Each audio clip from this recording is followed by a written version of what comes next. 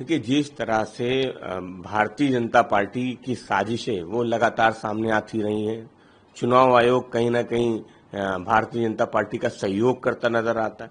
इसलिए जो चुनाव आयोग की पारदर्शिता को लेके, निष्पक्षता को लेके लगातार सवाल उठ रहे हैं। लगातार गुजरात में, महाराष्ट्र में, उत्तर प्रदेश में जहां जहां चुनाव होते हैं, चुनाव आयोग पे गंभीर प्रश्न खड़े होते हैं।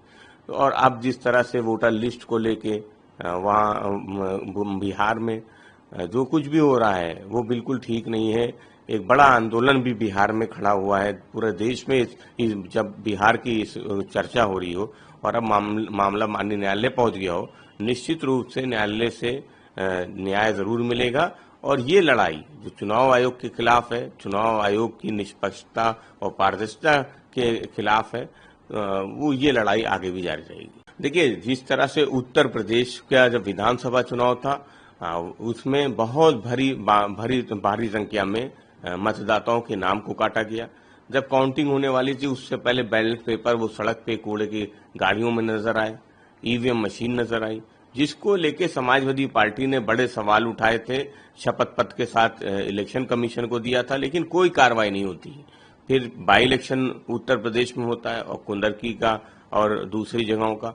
और जिस तरह से प्रशासन का दुरुपयोग भारतीय जनता पार्टी की सरकार ने किया था और ये देखा गया कैमरे के सामने कि कैसे मतदाताओं को रोका जा रहा था, कैसे लाठी डंडों के दम पे रोका जा रहा था, कैसे कौन अधिकारी और कौन लोग चुनाव मतदान के स्थल पे लोगों को जाने से रोक रहे थे और कैसे मतदान किया जा रहा था। तो वो सवाल आदरणीय अखिलेश यादव जी ने उठाए हैं और लगातार ये सवाल उठ रहे हैं। उत्तर प्रदेश, महाराष्ट्र और अब बिहार में इसको लेके सवाल उठ रहे हैं। तो कहीं ना कहीं लोकतंत्र की मजबूती के लिए जरूरी है कि चुनाव आयोग निष्पक्ष रहे, लेकिन चुनाव आयोग निष्पक्ष नहीं है।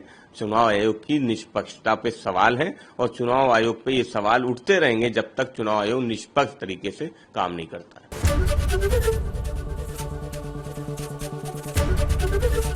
एबीपी गंगा, खबर आपकी, जुबान आपकी।